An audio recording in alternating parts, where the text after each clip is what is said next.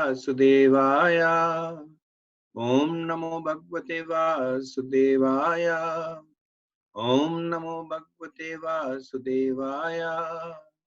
Narayanam Namaskritya Naram Chaiva Narottamam Devim Saraswatim Vyasam Tato Jayam Udirayet Nashtaprayeshu Abhadreshu Nityam Bhagavata Sevaya Bhagavata Yuttam Shloke Bhaktir Bhavatir Naishtiki Om Ajnanatimirandasya Jnananjana Shalakaya Chakshurunmilitam Yena Tasmai Shri Guruve Namaha Nama Om Vishnupadaya Krishna Pristhaya Bhutale Srimad Bhaktivedanta Swami Namine Namaste Saraswati Deve Gauravani Pracharane Nirvishesha Shunavadi Paschachadeshatarane Mukam Karoti Vachanam Pangum Langati Girim Yat Kripatam Aham Vande Shri Guru Dinataranam. Hare Krishna. So we are continuing our discussion from second canto, fourth chapter, verse 22. So this chapter is about primary creation, and as we had discussed last time, it is mostly containing the prayers for empowerment by Sukadev Goswami. So Parishad Maharaj had asked a set of questions, and in response to that, before he starts answering the question, Sukadev Goswami, he is meditating on Krishna, of course, and is begging for Krishna's empowerment and mercy.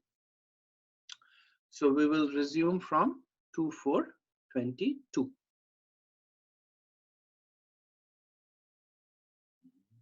Prachoditayena pura saraswati vitanvatajasya satim smritim hridi swalakshana pradurbhut kilakshataha same rishinam rishabha prasidatam. May the Lord, who is the beginning of the creation, amplified the potent knowledge. Let me read it again. May the Lord, who in the beginning of the creation amplified the potent knowledge of Brahma from within his heart and inspired him with full knowledge of creation and of his own self, and he appeared to be generated from the mouth of Brahma, be pleased with me. At this point, Sukadev Goswami, he is beginning to establish the disciplic succession. So he continues to pray to Krishna, and we have seen that his prayers also bring forth an aspect of Krishna that is relevant to the question that has been asked by Parikshit Maharaj. So he's praying and preaching, and his realizations are helping us in understanding more about the nature of Krishna and the nature of the relationship. So here he is establishing the fact that Krishna is the original source of knowledge to Lord Brahma. So he says that he amplified the potent knowledge of Brahma from within the heart. Tene Brahma Hridayanti. So this is 1.1.1. That when Sutta Goswami first glorifies Krishna, Om Namo Bhagavate Vasudevaya, then he says that you are the one who has inspired Lord Brahma from within. And he also says that, and who appeared to be generated from the mouth of Brahma. So what does this mean? Who appeared to be generated from the mouth of Brahma. So this is Krishna appearing in the form of the Vedas. because we understand that the Vedas are not different from Krishna. Just like Krishna is eternal, the Vedas are eternal. And the Vedas, they are the knowledge incarnation of Krishna, the Gyan Shakti of Krishna. This particular relationship between Krishna and Brahma is also spoken by Krishna himself later on. So when he's speaking to Uddhav in the 11th canto as part of the Uddhav Gita, Krishna says, by the influence of time, the transcendental sound of Vedic knowledge was lost at the time of annihilation. Therefore, when the subsequent creation took place, I spoke the Vedic knowledge to Brahma, because I myself am the religious principles enunciated in the Vedas. It is very similar to the verse in the 4th chapter, Evam Parampara Praptam, Imam Rajashu Vidu. The difference is that there Krishna says that by the influence of time, the disciplic succession was broken. Here is talking about the annihilation. So there are two kinds of annihilation. There is a partial annihilation that happens at the end of the day of Brahma. At the time Brahma, he goes to sleep. And when he goes to sleep, there's a partial annihilation of the universe. And when he wakes up, then he apparently forgets. So that is when he is reminded by Krishna. And the other annihilation is when Brahma dies. So when a new Brahma comes, then Brahma is born in, like all of us, Brahma is born into the mode of ignorance. And at that time, Krishna initiates him with the Gayatri mantra and gives the Vedic knowledge to him.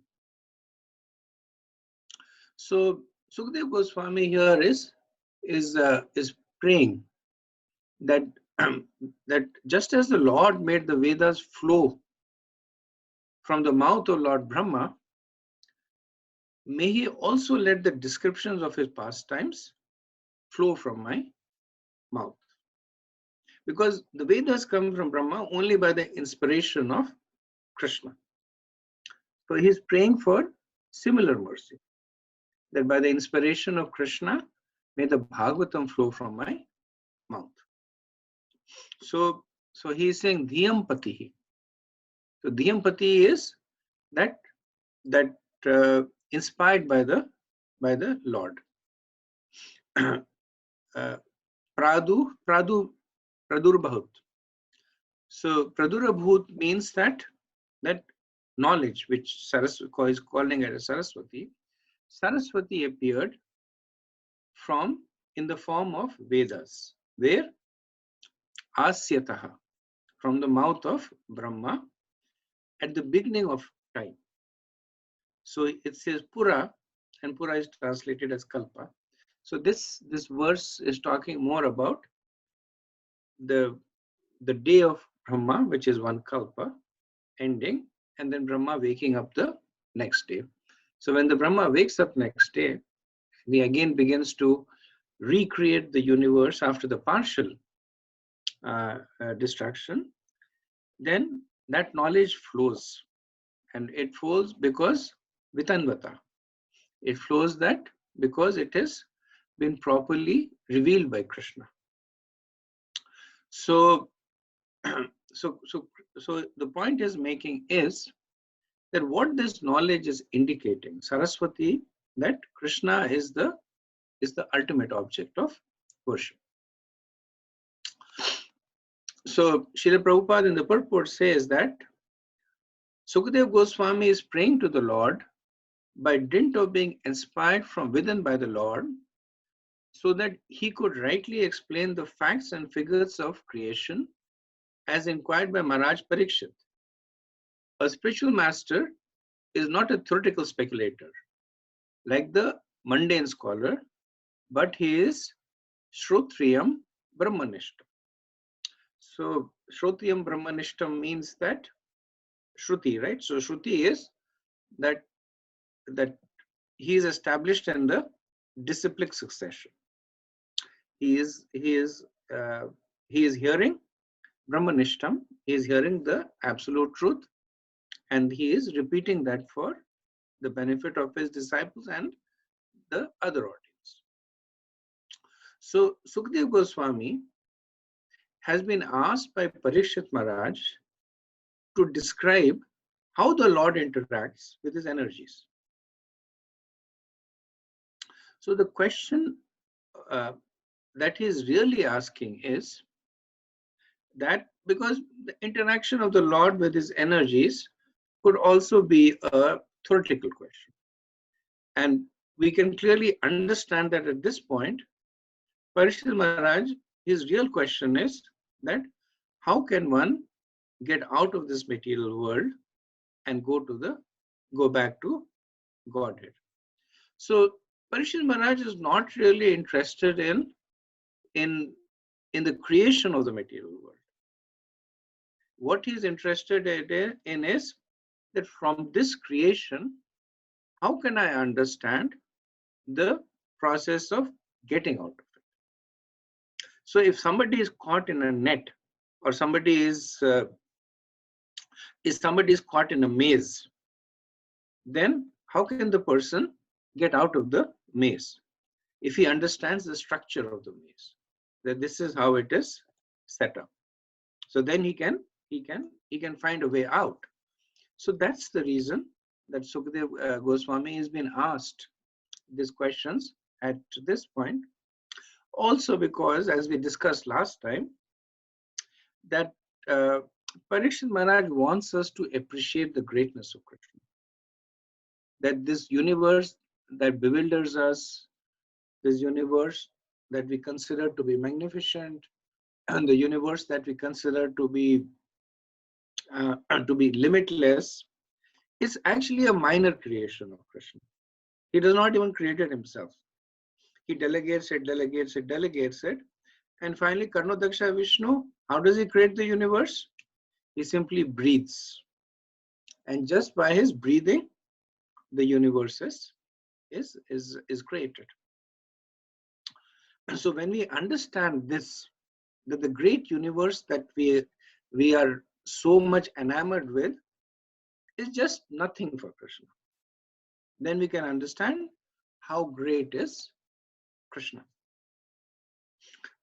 Once in a conversation between Bhurijan Prabhu and Srila Prabhupada in Japan, the Bhurijan Prabhu made this comment that, Prabhupada, we don't want to go back to the spiritual world. We just want to stay over here and to serve you.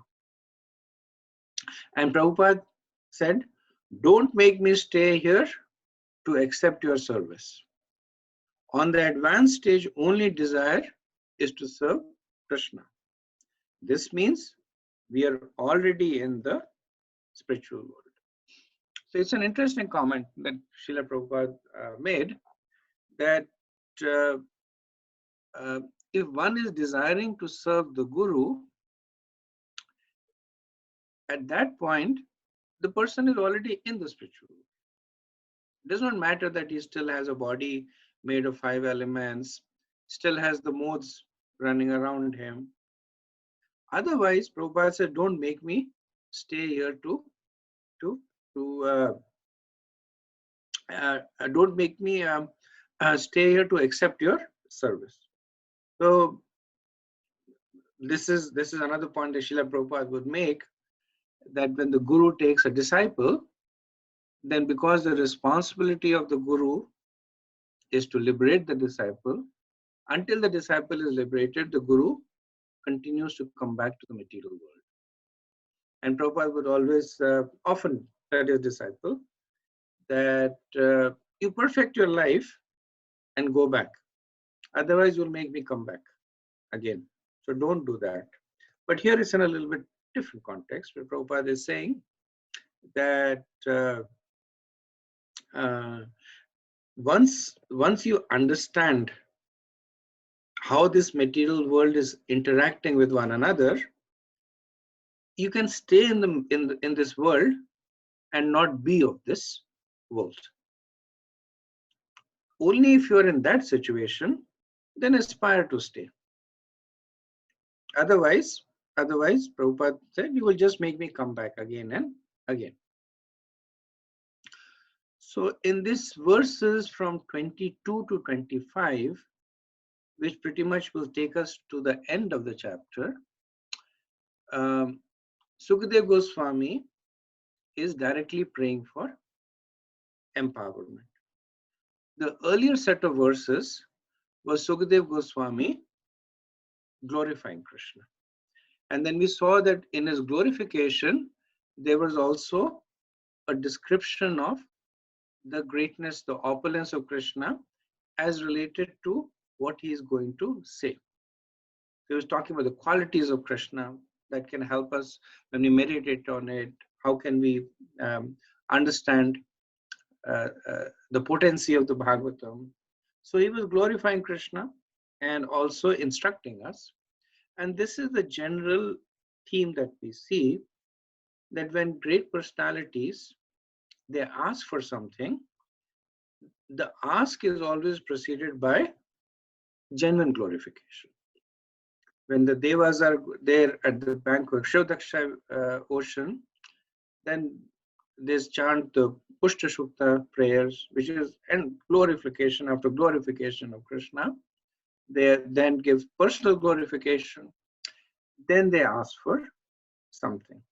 In the earlier cantos of the Bhagavatam, we saw how Arjun, when he sees the Brahmastra coming, then even though he has this sense of urgency that the Brahmastra might strike me at any time, but what does he do?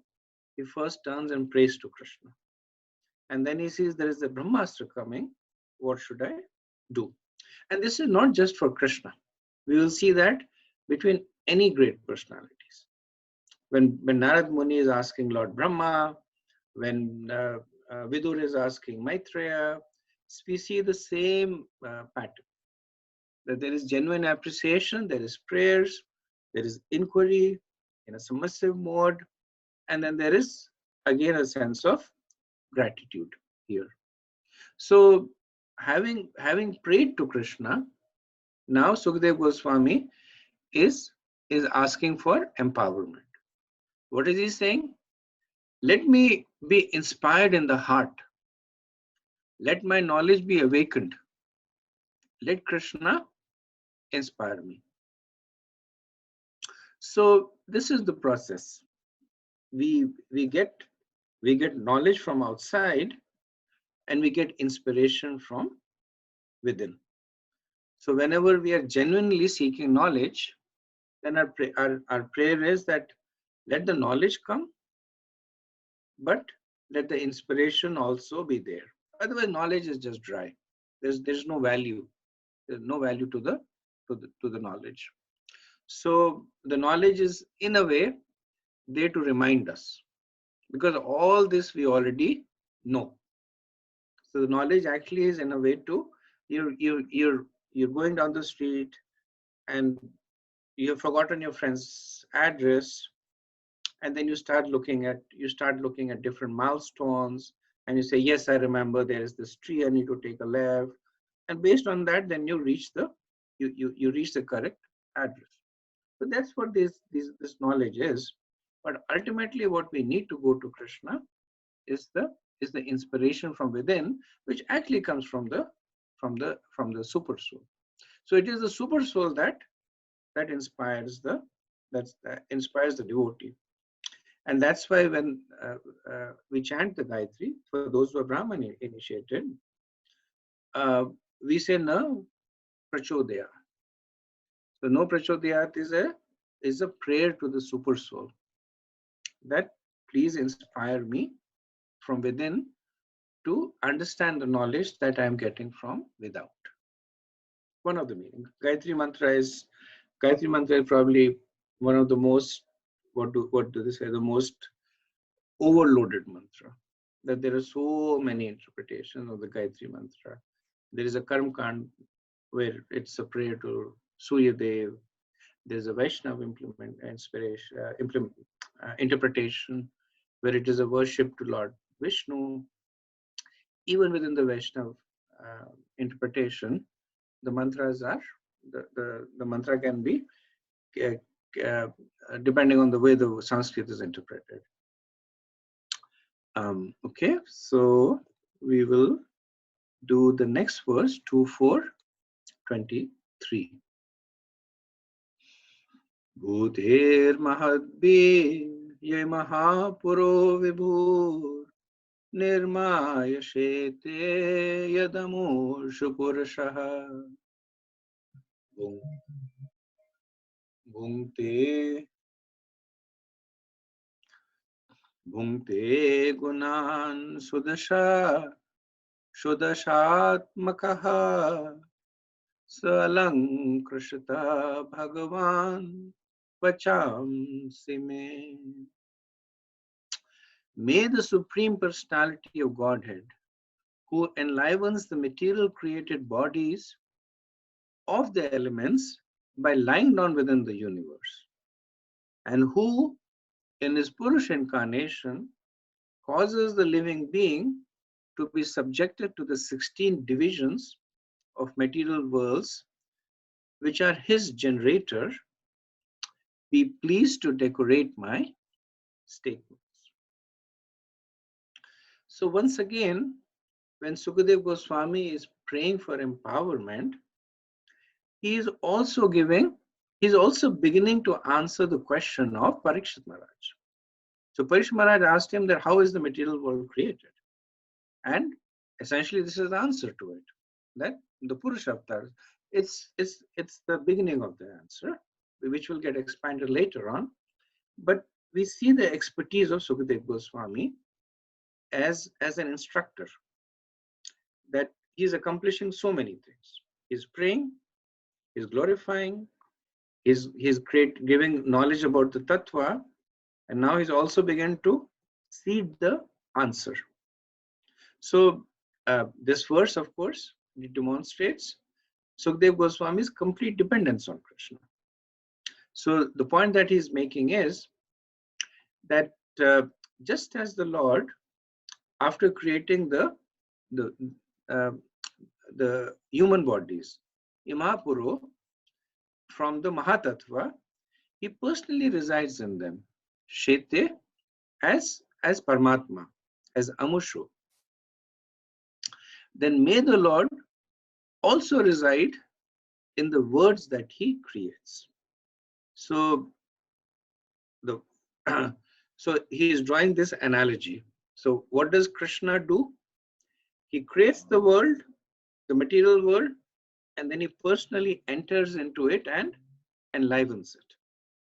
So Sukadeva Goswami is saying that the words that I'm speaking, may they be your words, which means that may they be words that I receive through a disciplic succession, and may you reside in the words that I speak. So what does it mean to say that may Krishna reside in the words that he speaks? So that's why he's giving this analogy, that when the whole Mahatattva was there, nothing was there. It was dead matter. Only when Krishna enters into it as Garbhodaksha Vishnu, then it begins to live. Similarly, in our own body, it's essentially just matter. Even the soul cannot animate it. Only when Krishna enters as the super soul does it get animated. So he's saying that my words, as such, they can have no, even they may be Krishna's words, but as such, they will have no impact on the listener. But may you enter my words. When you enter my words, and then these words will have the potency to animate the listener. And animate in this sense means that inspire the person to take to devotional service. So this is something that we have all empirically noticed at so many situations. That when you're in the presence of an exalted devotee, and that devotee says, chant Hare Krishna. And then you suddenly feel so inspired. But we hear chant Hare Krishna from so many other places. Why? Because that exalted devotee, he has Krishna within his heart. He has Krishna in the words.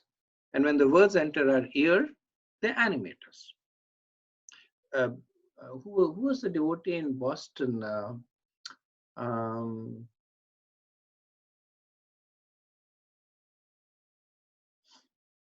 I forget the name, but he Prabhupada disciple. I believe he's a sannyasi now. But he was sharing in the memories that he was an impersonalist. So in his own house, uh, in his bathroom mirror, at the top of the mirror, he had this sticker saying that you are God. So that when he would look into the mirror, he would also see his face and the sticker on the top, reminding him again and again that you're God. And then Srila Prabhupada happened to be speaking at MIT or Harvard, I forget it. I have my details a little blurry, but the content is interesting. And then he was saying that he went and he heard Prabhupada speaking. And he was, at some point he lost interest when he heard that Prabhupada is not talking about the person being God, but he was just standing and going there.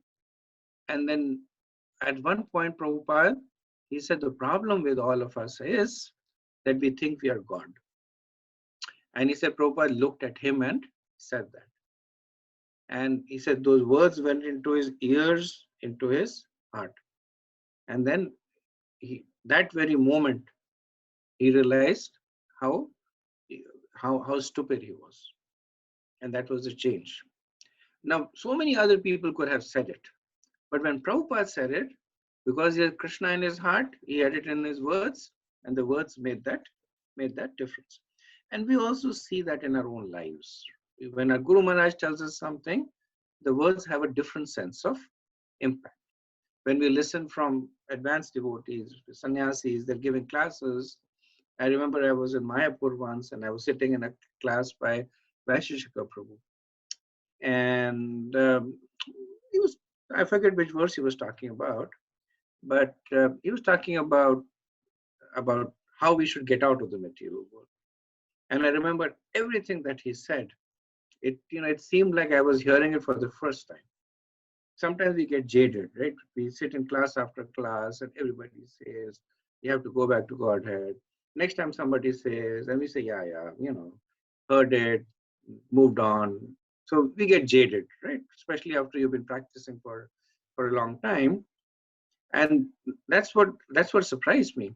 That, of course, I hope I'm not jaded, but when he was saying, it was as if I was hearing it for the first time. The urgency to exit the material world, the importance of understanding that this is not a place for you to live in. So essentially, this is what Sukadeva Goswami is praying for over here. So he's praying for the quality of karuna. He's praying for the quality of mercy, and he's praying for madhurya. He's saying that be pleased to decorate my statements. So decorate is ornament. Be pleased is karuna. That I'm begging you, please be. And madhurya is that give my words beauty, and beauty so that it causes a change in the heart of the audience. Some more details in the verse. He says that causes the living being to be subjected to the 16 divisions of the material modes. So the 16 divisions are essentially the 11 senses, which is the 5 knowledge senses, the eyes, ears, mouth, nose, and skin.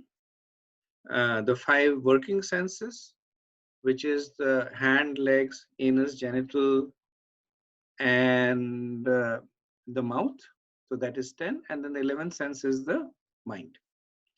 So that's the 11 senses, and then the 5 gross elements, which is the Panchamahabhut, earth, water, fire, air, ether.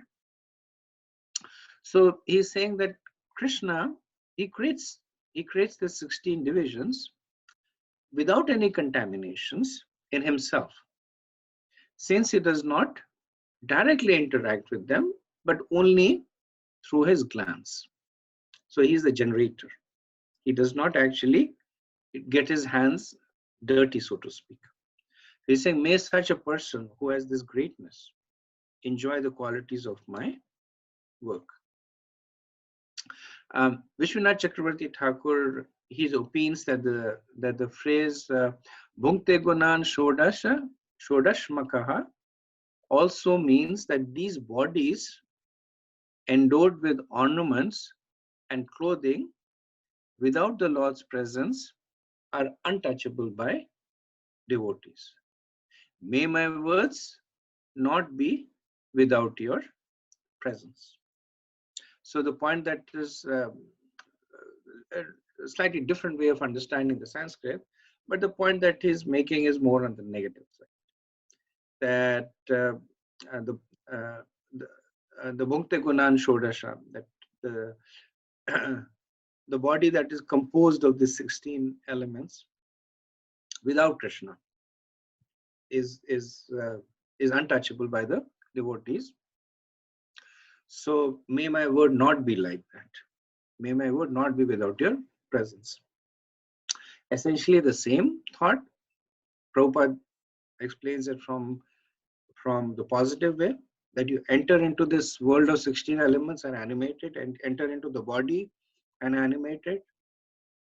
Vishwanath Chakravarti Thakur says is that if you don't enter into these bodies, they're untouchable. So may my words be not be like that. Okay. So let me do the next verse, and after that, I'll do the next 2 verses, because that will take us to the end of the chapter, and then we can stop for some discussion. Namastasmai bhaga. Okay, different meter. Sorry. Namastasmai bhagavate vasudevaya vedase vapurgyanam mayam shaumya yena mukham buru hasam em yan mukham buru haswam. I offer my respectful obeisances unto Srila Vyasadeva, the incarnation of Vasudeva, who compiled the Vedic scriptures. The pure devotees drink up the nectarian transcendental knowledge dropping from the lotus-like mouth of the Lord. Now, no prayer for knowledge can be complete unless you also glorify your Guru. Unless your Guru is Krishna, which is the case of Brahma. But Sukadeva Goswami, his Guru is his father, Srila Vyasadeva. So now he is glorifying his Guru Maharaj. So he's saying, I'm offering my respectful obeisances to Srila Vyasadeva, who is the incarnation of Krishna. So Srila Vyasadeva is Shakti Veshaktar of Krishna, who compiled the Vedic scriptures there. So then he says, the knowledge dropping from the lotus-like mouth of the Lord. So this is the transcendental knowledge.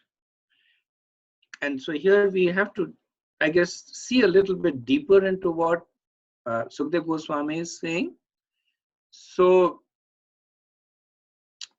according to the Acharyas, what Sukadeva Goswami over here is talking about the knowledge that is given to the gopis, because of the qualification of the knowledge. So the pure devotees drink up the nectarian transcendental knowledge dropping from the lotus-like mouth of the Lord. So this is the knowledge that empowers the gopis. The purpose of the Vedic knowledge is raso vaisa. Raso vaisa is to please Krishna in the mellow, to please Krishna in a particular mellow. Now, this is the ultimate knowledge. Everything else is a means to that knowledge. The Vedas have Karma Kand, Gyan Kand, Astang Yoga. That's all knowledge. But the Vedanta, the ultimate goal of all the knowledge is Rasa Vaisa, which is to please Krishna. So the gopis, they're not interested in understanding Krishna. When Uddhav came and tried to explain about Krishna's greatness, they were not very interested in it. All they wanted to do was to love Krishna. Now, one should not think that this is just there in the conjugal mellow.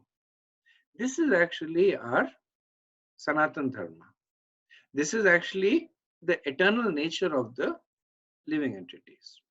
This is what we should be doing. Everything else is nourishing or helping us uncover this nature. So what is dharma? Dharma is duties. And the understanding is that when we perform the duties, we are able to uncover this nature. So this understanding actually is given by Vishwanath Chakravarti Thakur, which is considered to be a more intimate understanding of the Srimad Bhagavatam. So what do we see over here?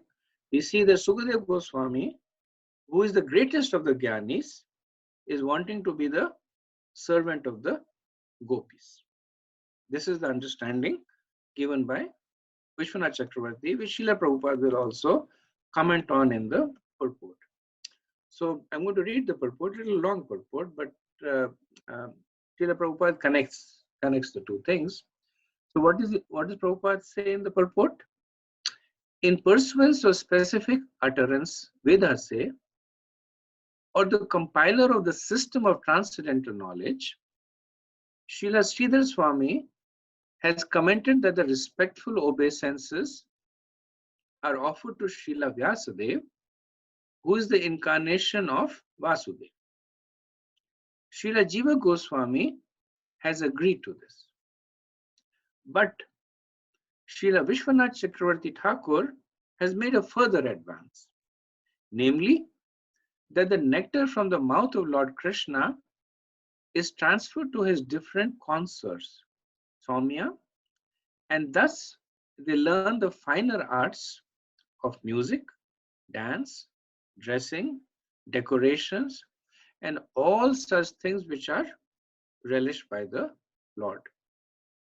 Such music, dance, and decorations enjoyed by the Lord are certainly not anything mundane, because the Lord is addressed in the very beginning as Para or transcendental.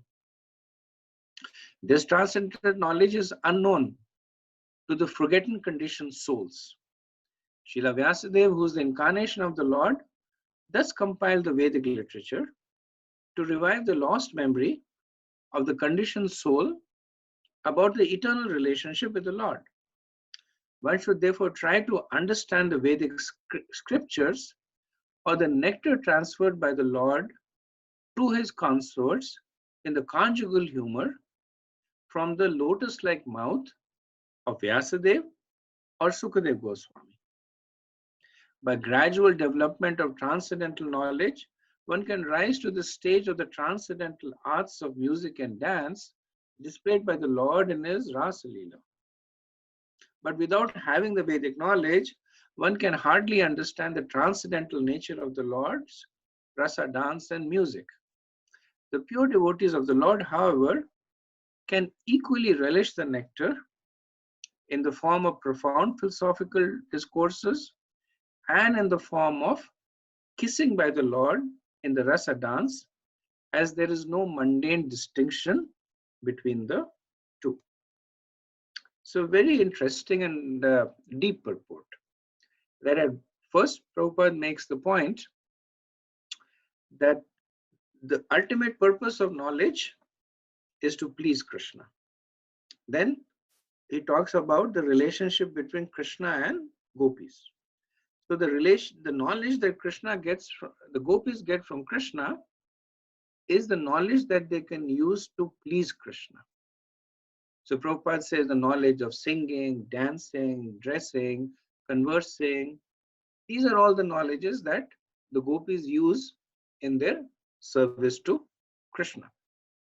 But that is the gopis, right? So for us, the knowledge that we get is the knowledge by which we can uncover that knowledge. So we should be in a position to uncover that knowledge or accept that knowledge. So the knowledge that we get is the knowledge that helps us uncover that knowledge. So that's why Srila Prabhupada, he makes this point that the lotus-like mouth can be equally applied to Krishna in the context of the gopis, and it can be equally applied to us in the context of Srila Vyasadeva and Sukadeva Goswami. The gopis get the knowledge from Krishna about how to please Krishna. We get the knowledge from Guru or from the Parampara how to be able to reach a position where we can please Krishna. So that's why Prabhupada concludes by saying that there is no difference between profound philosophical discourses and the Lord kissing in the rasa dance. Why are they not different? Because if one leads to the other, then there's no difference between the two.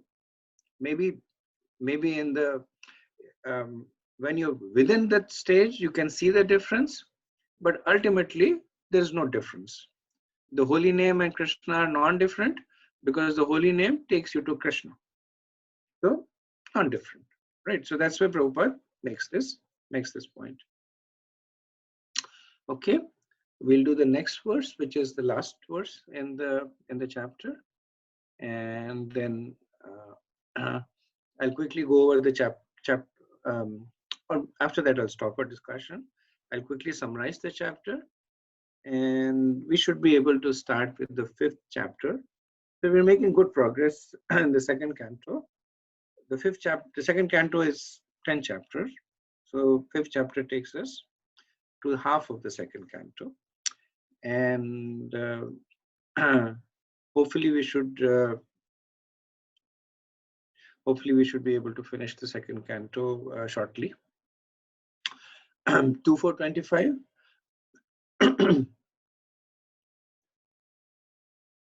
Etadevatma bhurajan naradaya viprachate veda karmo abhadyat sakshan yaha hariratmanaha. My dear king, Brahma, the firstborn, on being questioned by Narad, exactly appraised him on this subject as it has been directly spoken by the Lord to his own son, who was impregnated with Vedic knowledge from his very birth.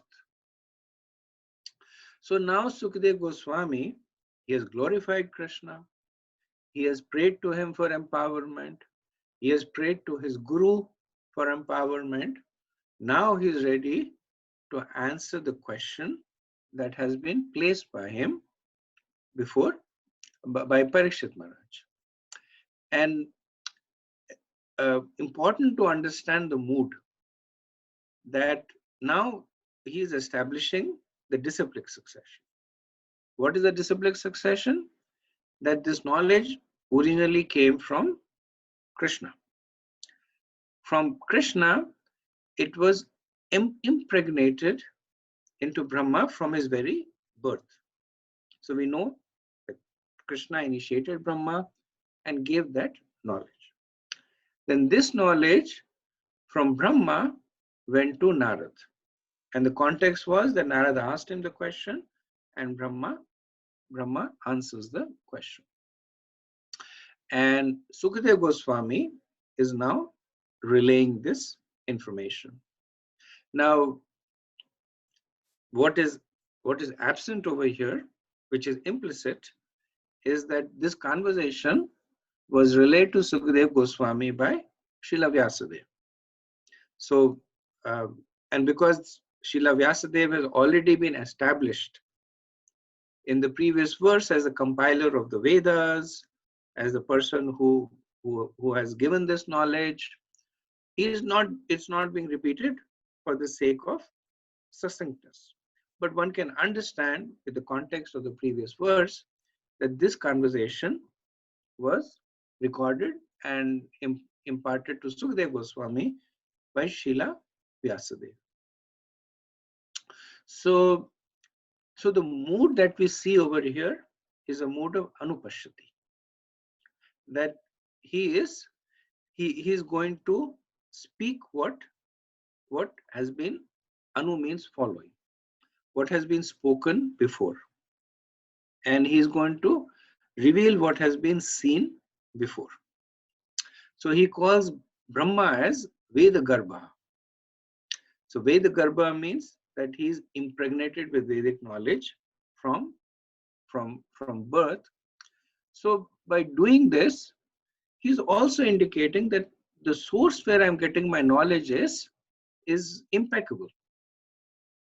Brahma is a good source for me to speak, to quote in this answer, because he is Veda Garbha, because he has the knowledge given to him and he has the qualifications to speak on this subject. And then he says that Hari to Brahma is called Atmana over here. So Hari to Atmana, and then from Brahma to Narad, and then from Narad to Vyasadeva, and Vyasadeva to Sukadeva Goswami, and from Sukadeva Goswami to us. So the Vedic knowledge in general is very what's the right word? Unless one gets the knowledge in the disciplic succession, unless the knowledge is explained by a self-realized person, and unless the knowledge is demonstrated, it is very difficult to get the knowledge. So one might say that why is Sukadeva Goswami making such a big song and dance? Parikshit Maharaj had asked him a question, just give him the answer.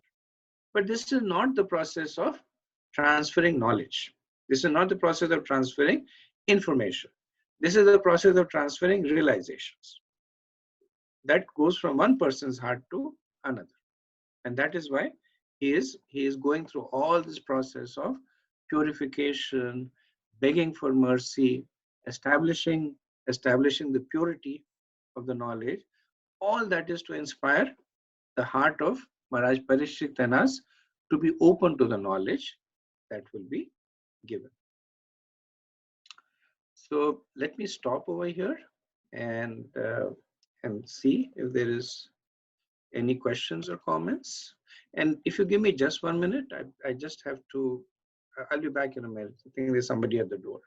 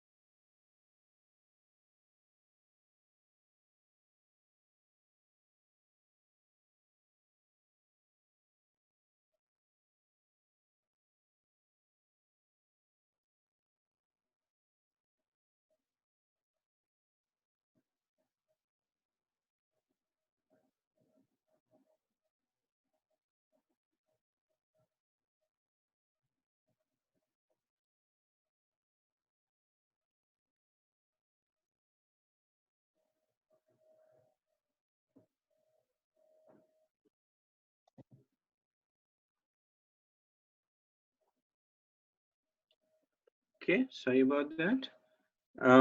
Any comments, any questions?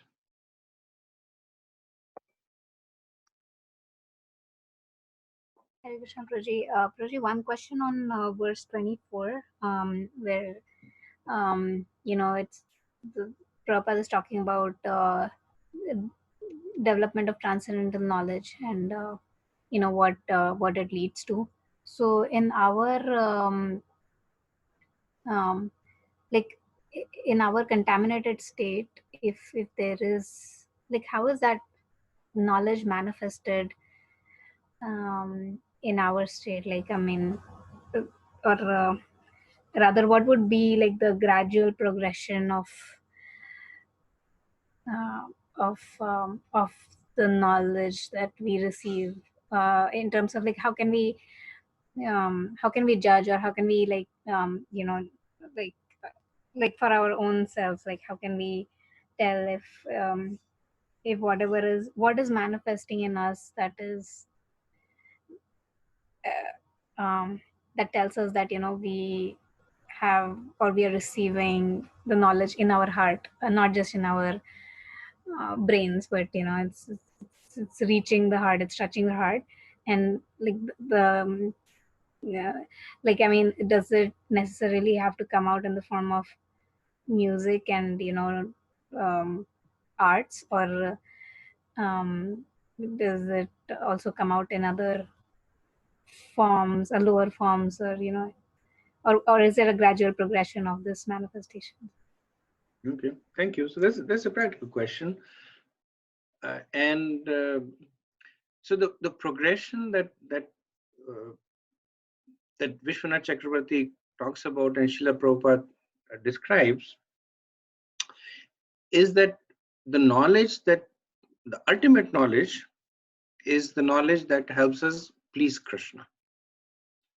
And the example that is used is that of the gopis. Prabhupada gives the example that the knowledge that they get is how to sing and dance and cook and do various things to please Krishna. So that's the knowledge that is being spoken about. But the point that you make is that knowledge we don't have access to the knowledge in the contaminated state. That knowledge, so that's why that lotus-like mouth, one of the interpretation is from Krishna's mouth to the gopis. And a more esoteric is that Krishna gives this knowledge to the gopis when he kisses them. The more esoteric interpretation, and then they get this knowledge about how to please Krishna. Now we may aspire, but we are not at that stage. So what does that mean for us? So for us, what it means is that how do we qualify ourselves to be at that stage to receive that knowledge? So we are at the penultimate stage where we are getting knowledge that can make us ready to get that knowledge. So that's why Prabhupada in the end of his purport, he says that ultimately there's no difference between philosophical discourses and the knowledge about singing, dancing to please Krishna. Why? Because one matures into the second. When we understand Krishna, we understand that's Sambandh Gyan. We understand the relationship with Krishna. We understand how to put it into practice. Abhiday Gyan. What does Sambandh lead to? Abhiday. What does Abhiday lead to? Prayojan. And what is Prayojan? Prayojan is basically the manifest the manifestation of everything that we have aspired in the earlier stages. Now, the second part of your question was that how do we know whether, I'm kind of putting words in your mouth, but let me know if I'm on the right path.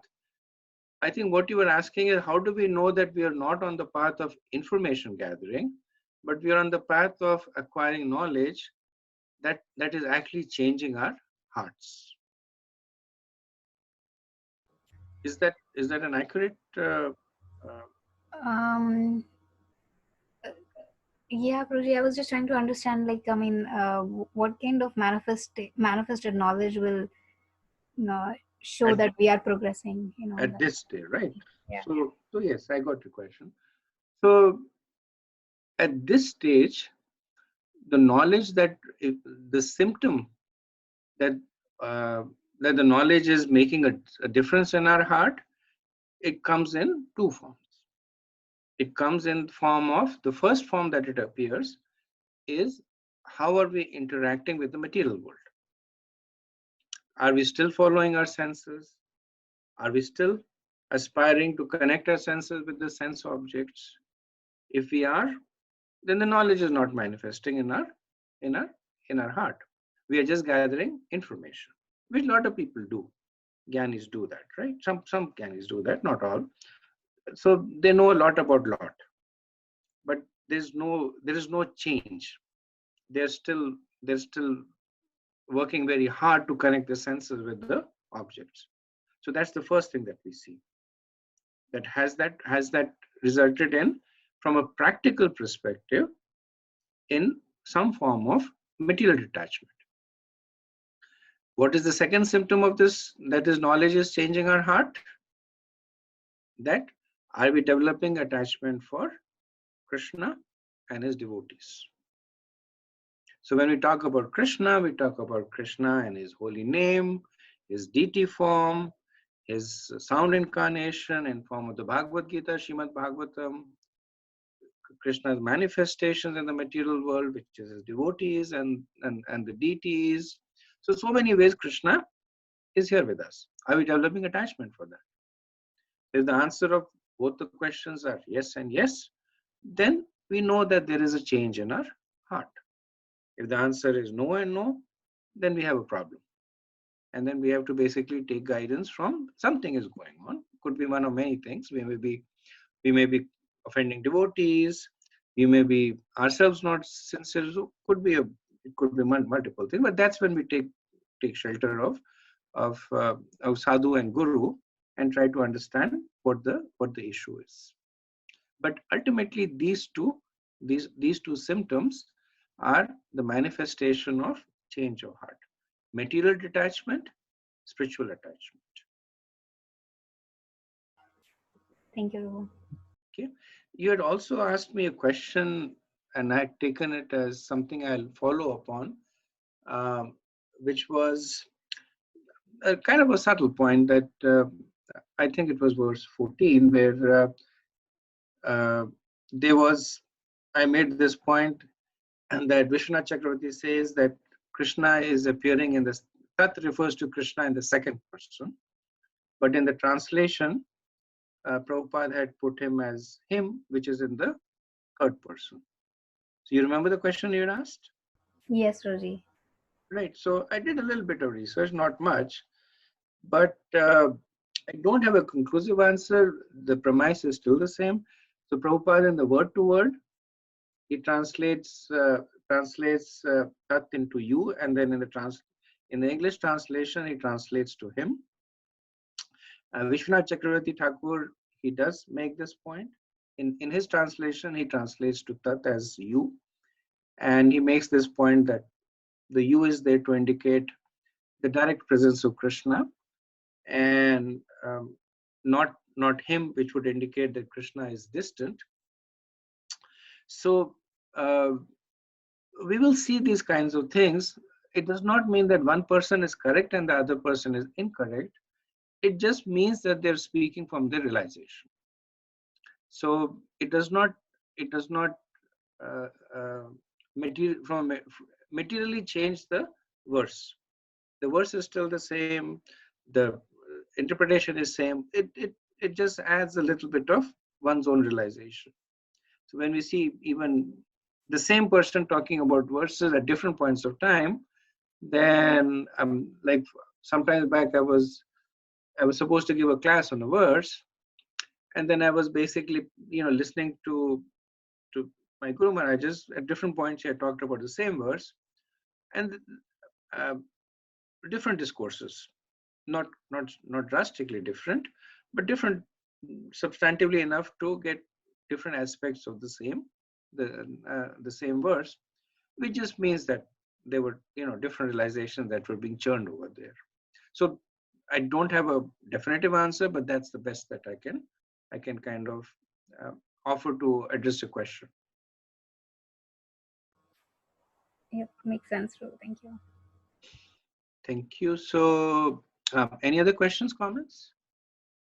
Hare Krishna, Prabhuji. Please accept my obeisances.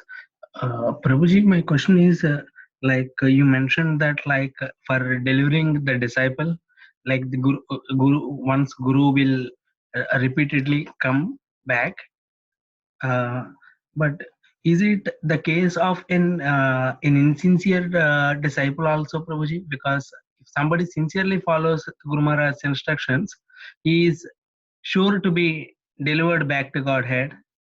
But if somebody is not sincerely following, even for them, if Guru is repeatedly coming, it is pretty much like Guru is running behind the disciple to please take spiritual life seriously. So, how should we see this? I think there are a couple of ways to understand this. Prabhupada once said that somebody asked Srila Prabhupada that you initiated so many disciples, but very few of them are following. So this is even in Prabhupada's time, right?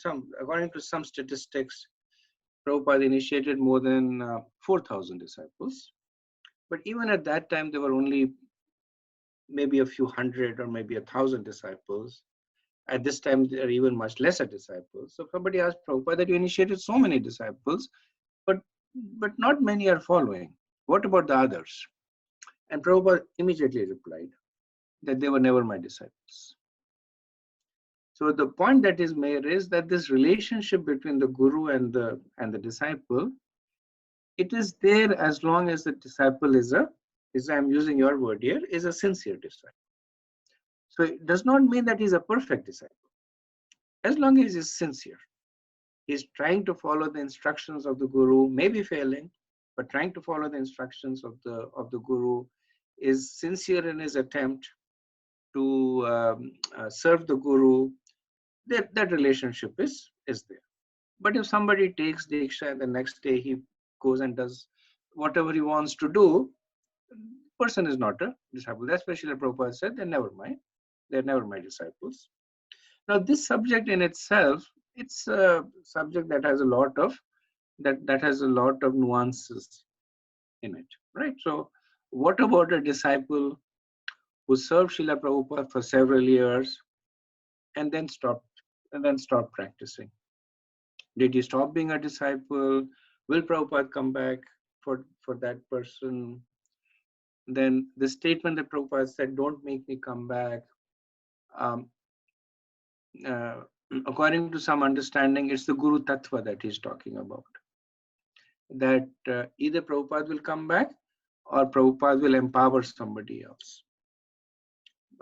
Because it's the Guru Tattva that is represented by the spiritual master. So it means that the person has to continue to take shelter. And this is, we're talking about the one who's sincere but he does not perfect his life. Then he continues to take shelter of Guru. May not necessarily be the same Guru, but representing the Guru Tattva. All these explanations came later on. Actually, because at that time, the relationship between the disciples and Srila Prabhupada was very direct and very sweet. When Prabhupada said, "Don't make me come back," then in everybody's mind there was no doubt. And perhaps there is none, because like I said, these are things that cannot be interpreted based on English and logic. Perhaps Prabhupada will come back again and again, but at that time there was no doubt that Prabhupada will continue to be there until the disciples perfect their lives. But then later on, when people started looking more from a more philosophical basis, different understandings came up. The basic question that you asked was that if a disciple is not following, will the guru continue to come back again and again?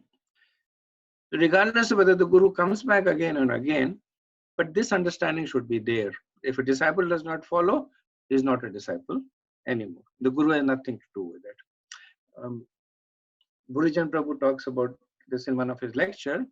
He says that actually at that point, the super soul breaks the relationship between the guru and the disciple, and that transference, because the guru disciple relationship has other aspects to it also. The guru is taking on the karma of the disciple. Any sin that the disciple does, the guru continues to take it on. So what if a disciple takes shelter of a guru, continues to perform sinful activities? How much will the guru suffer? And Bhujan Prabhu is making this point that when the disciple stops being the disciple, the Paramatma, he breaks this connection. So that point, the guru is no longer responsible for the misdeeds of the disciple. Is that okay, Ravi Prabhu?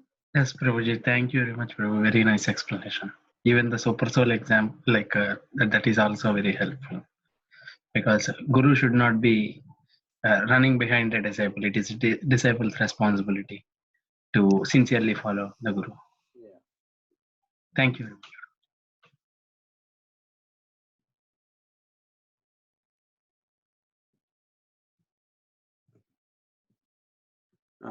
Yeah. Any other questions, comments? Hare Krishna Prabhu, here's Rangadas. Hare Krishna Prabhu. When you were saying about this devotee that was, like impersonally saying that he was God himself. I don't know if it was Giriraj Swami who was relating that at one point in time. When you were talking about this is coming to my mind. But I've heard it too. It could be Prabhu. And to be honest with you, at this point, I'm not sure. I did not hear it. I remember I read it somewhere in one of the Prabhupada recollections, but it could be Giriraj Maharaj. If you said he was, I think he was in Boston too, no? That much I'm sure, that this was in Boston, and then Prabhupada was giving a lecture either in MIT or Harvard, one of those two places. And so those part of details I kind of remember, that this particular person had a sticker in his house, in his bathroom above the mirror, that said, Yes. "You are God." So basically, for him to remind himself. But my Kali Yuga memory, so I don't remember the name of the. Yeah, no, but it's a very interesting anecdote. Yes. It is. Thank you. Thank you, bro.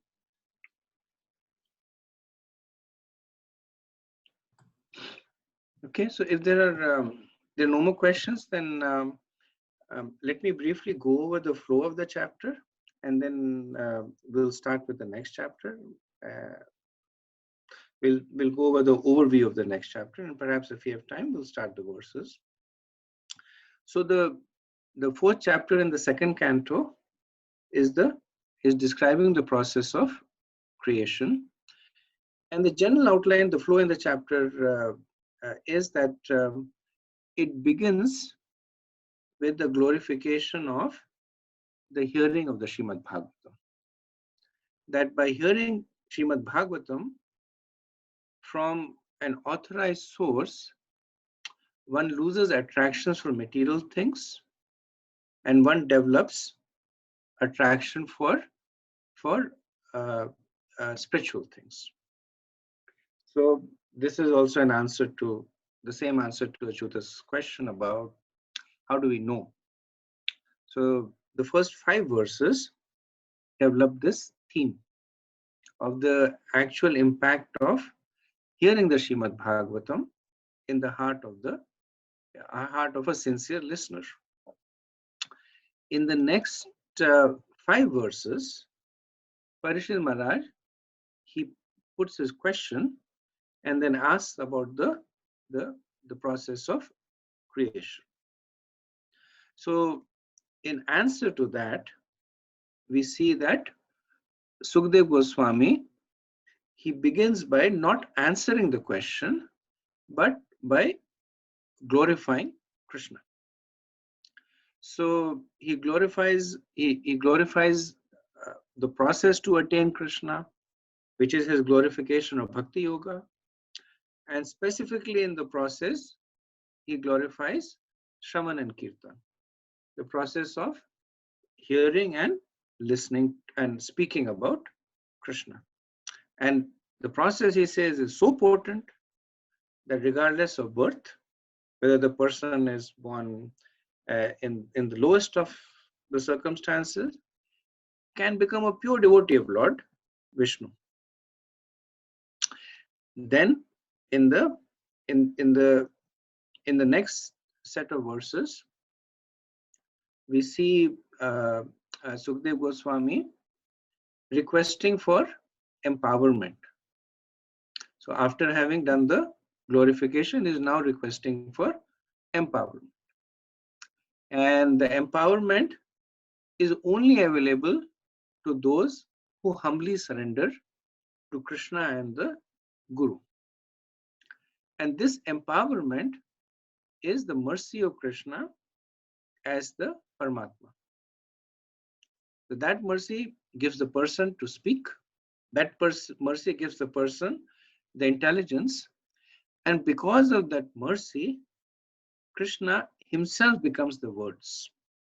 So that when they enter into the ears of another person, they are not just sound vibrations. They are basically Krishna. That is entering into the ears of the other person and making the difference. And the chapter ended with Sukadeva Goswami beginning to answer the question by establishing the antecedent. That the same question was asked by Narad Muni to Brahma, and Brahma knows the answer to this question because the knowledge was given to him by Krishna. So he is establishing the fact that all that he will speak is based on the disciplic succession, the knowledge that he has received from the parampara. He has already glorified the disciplic succession. Srila Vyasadeva he has glorified. He has glorified Krishna and Brahma, and he has glorified Krishna. So he has glorified the disciplic succession. Now he is promising to speak as per the knowledge that he has received from the disciplic succession, and he will essentially repeat a conversation that was spoken by the prior acharyas in the parampara. So that is how the chapter ends. So we will now begin our discussion on the 5th chapter, 2nd canto. So the 5th canto is, I'm sorry, the 5th chapter is titled The Cause of All Causes. The 4th chapter was the process of creation. So the process of creation is essentially, when you say the process of creation, it's a cause. So when there is some creation, there is a cause for the creation. Now in 2.5, it is the cause of all causes. So there are many creations that are going on. There is Brahma creating the universe. Within the universe, there are the demigods who are creating so many things. We are creating, every living entity is procreating and creating different things. There's so many creations that is going on. But in 2.5, the title is a cause of all causes, which is Sarga, which is the primary creation. All other creations are known as Visarga or secondary creations. So for the sake of completeness, we'll quickly go over the flow that in the first 3 chapters of the 2nd canto, the theme that was there was the dangers of the material life were given, and the methods of purification were also given. So what was the method of purification? God realization. And what was the process of God realization? The Virat Roop. Started off with the Virat Roop, went to Paramatma, and then went to Krishna, Swayam Bhagavan. But essentially, God realization for change in the heart. That was the theme in the first 3 chapters. In the 4th chapter, then the discussion turns to the Lord's relationship with the material world. And this will be the theme until the 7th chapter. So 4th, 5th, 6th, and 7th, they will talk about this relationship of Krishna with the material world. Chapter 4 and 5 will directly talk about the process of creation. So 4 was the preparatory chapter, and the 5th chapter will be the conversation between Narad Muni and Brahma, talking about the process of creation. Chapters 6 and 7 will talk about the universal form of Krishna and the incarnations of Krishna. So the underlying theme over here is to dispel one's illusions and essentially through the conclusions of Lord Brahma. So the conclusion of Lord Brahma will help us understand the universal form of Krishna and his various incarnations. So as we had said that in the previous chapter, when Parikshit Maharaj had inquired about the creation, maintenance, and destruction of the universe, Sukadeva Goswami does not directly answer. The bulk of the previous chapter was Sukadeva Goswami preparing himself to address the question by glorifying Krishna, by glorifying Lord Brahma, by Srila Vyasadeva, and then beginning to talk about the conversation that will happen. So now he will begin to relate that conversation. Okay, so we'll begin with 251. Naradvacha Devadeva Namastastu Bhuta Bhavan Purvaja Tadvigyani Yajnanam Atmatat Nidarshanam. Sri Narad Muni asked Brahmaji, O chief amongst the demigods, O firstborn living entity, I beg to offer my respectful obeisances unto you. Please tell me that transcendental knowledge which specifically directs one to the truth of the individual soul and the super soul. So Parikshit Maharaj had asked 3 questions of Sukadeva Goswami. How does the Lord create the universes? That was 7th verse 7, 247. Second question was, how does the Lord engage his energies and expansions in maintaining and destroying the universes? This is verse 8. And then, does the Lord himself direct the modes of nature, or does he do his work through his expansions? So this was in verse 9, and also it's a theme that was developed from verse 5 to 10. So 3 questions are there on the plate in front of Sukadeva Goswami: the creation, maintenance, and the destruction of the universe, and the relationship of Krishna with the material universe. So we see over here, similar theme is a little bit more compressed, of Narad Muni first glorifying Brahma and then placing his question before him. So he says that Deva Deva Namastastu. So Deva is generally the demigods, and Deva is that one who is worshipable by the demigods.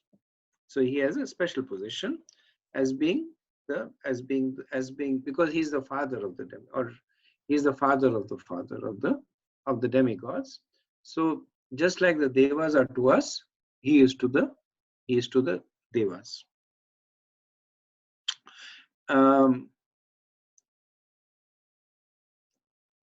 In addition to that, he is also saying that the firstborn living entity. So he's saying the firstborn living entity in order to establish his or glorify rather his relationship with Krishna. That we are all born seminally. That somebody else was born before us, and that person gave birth to us. Even Narad Muni is a little bit of special case, but Narad Muni acknowledges the fact that Brahma is his father, because he was born from the mind of Brahma. But Brahma does not have any jiva to whom he can attribute his birth. He is born directly from Lord Vishnu. So Narad Muni is glorifying Brahma by bringing to attention this special position of Brahma, that he is the son of Lord Vishnu. So he is qualified. And then he says, I beg to offer my respectful obeisances. He says, Namate astu. That my respectful obeisances are there to you. So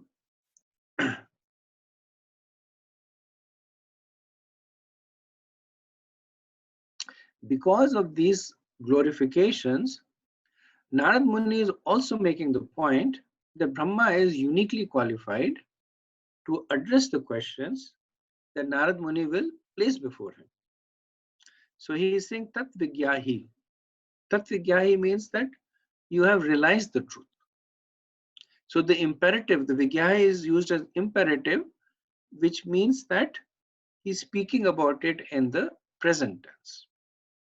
So it is not that Brahma received the knowledge in the past and it stayed there in the past. But once he received the knowledge, he realized it by acting upon it.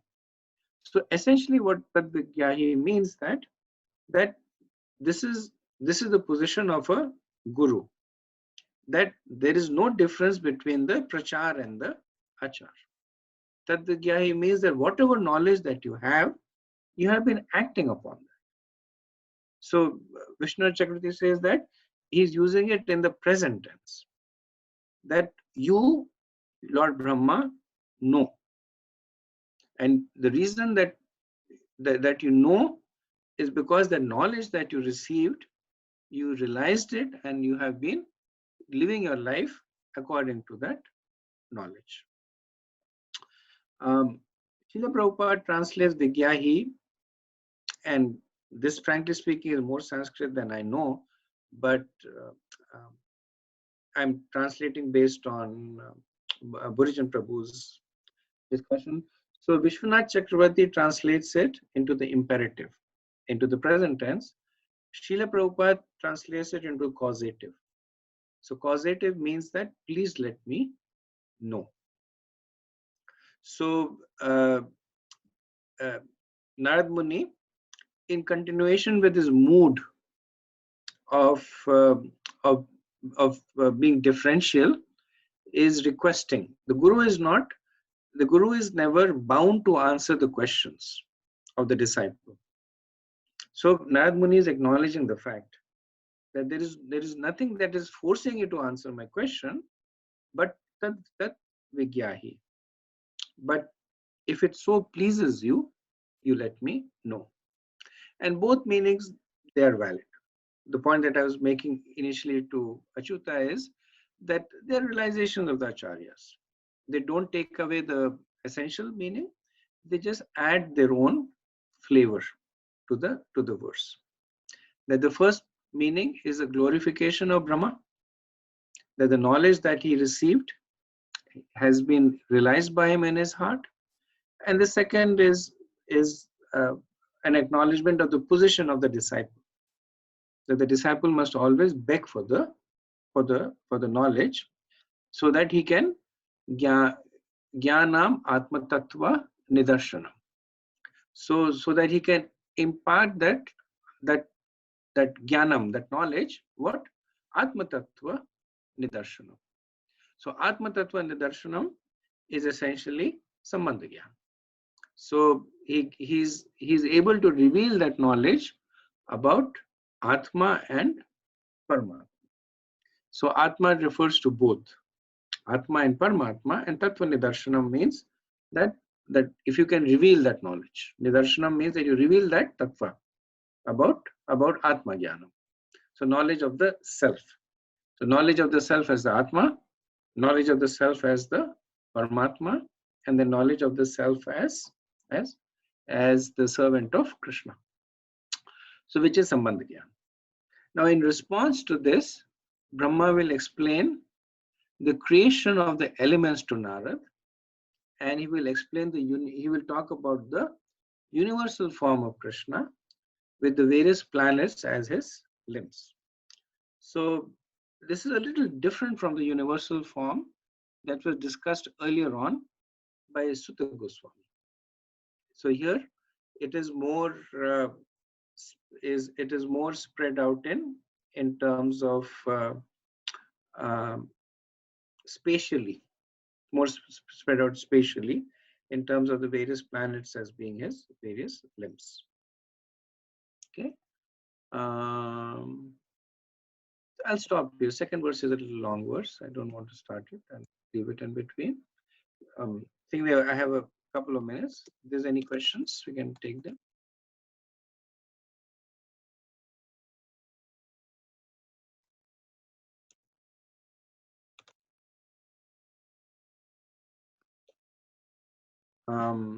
If not, we will stop over here. Thank you very much.